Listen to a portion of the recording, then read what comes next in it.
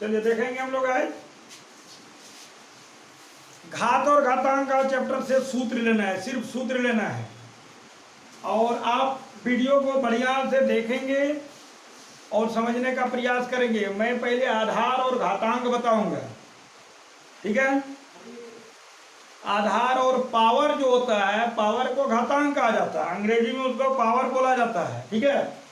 और आधार जो है ना, उस संख्या के ऊपर जो पावर होता है आधार और वो होता है। तो घात और घातांक का सूत्र हम जानना चाहेंगे, तो वीडियो को अंत तक देखेंगे। वो छोटा होगा, कहेंगे 7-8 तो मात्र सूत्र है। और अभी तक जितने की वीडियो को सब्सक्राइब नहीं किए होंगे, सब्सक्राइब कर देना है ताकि लेटेस्ट वीडियो आपको मिल सके। लाइक अवश्य करेंगे। तो चलिए मैं कर रहा हूं ये घात तथा घातांक। घातांक का अर्थ होता है घात के रूप में कोई अंक है, ठीक है। घात और घातांक का जितना भी सूत्र होता है, ये सूत्र मैं बता रहा हूं। अब सूत्र को यहाँ मेरा आवाज को बढ़िया से सुनेंगे और इसको देखेंगे। पहचान के लिए मैं लिख दिया x पर पावर m, तो यहाँ आधार बराबर हो जाएगा। आधार किसको कहते हैं? तो आधार यहाँ x हो गया और घातांक के रूप में m हो गया। घातांक के रूप में m हो गया, ठीक है। तो इसी को आप जानने का प्रयास करेंगे कि आधार किसको कहेंगे। जैसे मैं अब बोल रहा हूं, तो बोलने के क्रम में आप जो देखेंगे या सुनेंगे, पर जो है ना, इसी पर अमल करेंगे। क्वेश्चन नंबर, सूत्र नंबर 1 है, लिखता है x पर पावर m गुना x पर पावर n है। आधार समान रहे, ये कहता है कि आधार समान रहे और संख्या गुना में हो तो घातांक को जोड़ दिया जाता है। तो x पर पावर m जोड़ n हो जाता है, ठीक। नंबर 2 में चलेंगे, x पर पावर m भाग हो जाएगा x पर पावर n। कहता है कि आधार समान रहे और संख्या भाग में हो तो x पर में x को घटाने, पावर को घटा दिया जाता है, m माइनस n हो जाएगा। कंडीशन है कि यदि m बड़ा हो n से, ठीक है। यदि m ग्रेटर देन n, ये हो गया। क्वेश्चन नंबर 3 में यही चीज लिखना है हमको।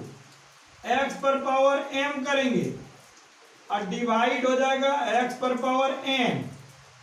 तो यहां पर करते हैं कि 1 बाय x पर पावर n माइनस m, और यहां होता है if m less than n। यदि m n से छोटा हो तो n में उसको घटा दिया जाता है, ठीक है। अब क्वेश्चन नंबर देखने, सूत्र नंबर 4 में जाते हैं। कहता है कि यदि x पर पावर m है और होल पर पावर n है तो घात का गुना कर दिया जाता है, या m इंटू n हो जाता है, ठीक। नेक्स्ट चलेंगे क्वेश्चन नंबर 5। कहता है x पर पावर m हो और गुना y पर पावर m हो गया। अब आधार अलग अलग हो गया और घातांक सेम है, तो यहां होता है क्या है कि x गुना y होल पर पावर m हो जाएगा, यानी संख्या का गुना कर दिया जाएगा, घातांक का नहीं, घातांक वही रहेगा। फिर कहता है कि x पर पावर m होगा और भाग y पर पावर m हो जाए, तो यहाँ x भाग y यानी x बट्टा y होल पर पावर m होगा, ठीक। आगे कह रहा है कि किसी भी संख्या पर पावर माइनस हो, x पर पावर माइनस m है, तो वहां हो जाएगा 1 बाय x पर पावर m। यानी ये ऋणात्मक अगर घात है तो धनात्मक बनाने के लिए उसके आधार को उलट दिया जाता है। और 8वां नंबर में बताता है कि किसी भी संख्या पर पावर शून्य हो जाए तो उसका मान 1 होता है। चाहे वह सब पावर जो है ना संख्या आपका 1 हो, 100 हो, 1000 हो, m हो, a हो, b हो, कुछ भी हो, उस पर पावर यदि शून्य हो जाए तो उसका मान 1 होता है। घात घातांक में लगभग यही चैप्टर है, इतना ही है।